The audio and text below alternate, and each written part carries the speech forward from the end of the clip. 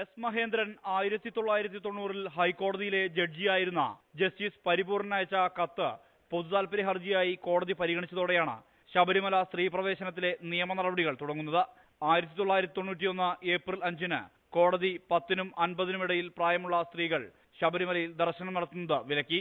എല്ലാ സ്ത്രീകൾക്കും പ്രവേശനം അനുവദിക്കണമെന്നാവശ്യപ്പെട്ട് ഇന്ത്യൻ യങ് ലോയേഴ്സ് അസോസിയേഷൻ 2006-ൽ സുപ്രീം കോടതിയിൽ ഹർജി നൽകി. 2007 ജൂലൈ 11-ന് ഹർജി സുപ്രീം കോടതിയുടെ രണ്ടംഗ ബെഞ്ചിന്റെ പരിഗണനയ്ക്ക് വന്നു. 2007 നവംബർ 13-ന് VS അച്യുതാനന്ദൻ സർക്കാർ ശബരിമലയിൽ എല്ലാ പ്രായത്തിലുമുള്ള സ്ത്രീകളെ പ്രവേശിപ്പിക്കാൻ അനുവദിക്കണം എന്ന് വ്യക്തമാക്കി സുപ്രീം കോടതിയിൽ സത്യവാങ്മൂലം ഫയൽ ചെയ്തു.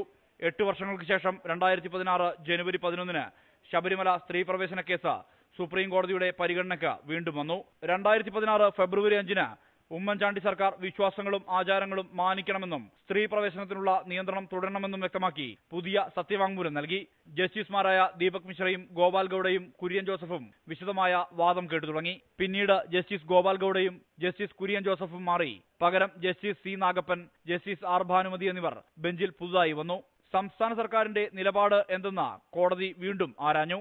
VS അച്യുതാനന്ദൻ സർക്കാരിന്റെ നിലപാട് തള്ളി സ്ത്രീ പ്രവേശനത്തിലുള്ള നിയന്ത്രണം തുടരണമെന്ന ഉമ്മൻചാണ്ടി സർക്കാരിന്റെ നിലപാടിൽ ഉറച്ചു നിൽക്കുന്നുവെന്ന് പിണറായി വിജയൻ സർക്കാരിന് വേണ്ടി ഹാജരായ സീനിയർ അഭിഭാഷകൻ V ഗിരി കോടതിയെ അറിയിച്ചു. 2016 നവംബർ 7-ന് V ഗിരിക്ക് പകരം ജയദീപ് ഗുപ്ത സർക്കാരിന് വേണ്ടി ഹാജരായി പിണറായി സർക്കാരിന്റെ പുതിയ നിലപാട് കോടതിയെ അറിയിച്ചു. ശബരിമലയിൽ സ്ത്രീ പ്രവേശനം വേണമെന്ന നിലപാട് ആവർത്തിച്ച സംസ്ഥാന സർക്കാർ UDF സർക്കാർ സമർപ്പിച്ച സത്യവാങ്മൂലം പിൻവലിക്കാൻ അനുമതി വേണമെന്ന് ആവശ്യപ്പെട്ടു. 2017 ഒക്ടോബർ 13-ന് ശബരിമലയിൽ സ്ത്രീ പ്രവേശന ഹർജി ഭരണഘടനാ ബെഞ്ചിന് വിട്ട് സുപ്രീം കോടതി ഉത്തരവിട്ടു. 2018 ജൂലൈ 17-ന് ചീഫ് ജസ്റ്റിസ് ദീപക് മിശ്ര, ജസ്റ്റിസുമാരായ റോഹിംഗ്ടൺ നരിമാൻ, AN ഖാൻവിൽക്കർ, DY ചന്ദ്രചൂഡ്, ഇന്ദു മൽഹോത്ര എന്നിവർ അടങ്ങിയ ഭരണഘടനാ ബെഞ്ചിന് മുമ്പാകെ വാദം ആരംഭിച്ചു.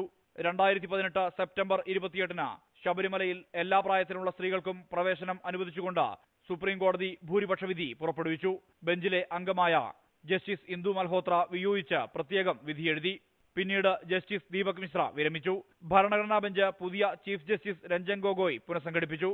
ചീഫ് ജസ്റ്റിസ് രഞ്ജൻ ഗൊഗോയ്, ജസ്റ്റിസുമാരായ റോഹിംഗ്ടൺ നരിമാൻ, AM ഖാൻവിൽക്കർ, DY ചന്ദ്രചൂഡ്, ഇന്ദു മൽഹോത്ര എന്നിവരാണ് പുനഃപരിശോധനാ ഹർജികൾ പരിഗണിക്കുന്ന ഭരണഘടനാ ബെഞ്ചിലെ അംഗങ്ങൾ. നവംബർ 13-ന് 3 മണിക്ക് 49 പുനഃപരിശോധനാ ഹർജികൾ ഭരണഘടനാ ബെഞ്ച് ചീഫ് ജസ്റ്റിസിന്റെ ചേംബറിൽ പരിഗണിച്ചു. യുവതീ പ്രവേശന വിധി കോടതി സ്റ്റേ ചെയ്തില്ല.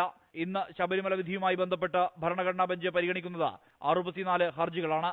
News desk, News 18.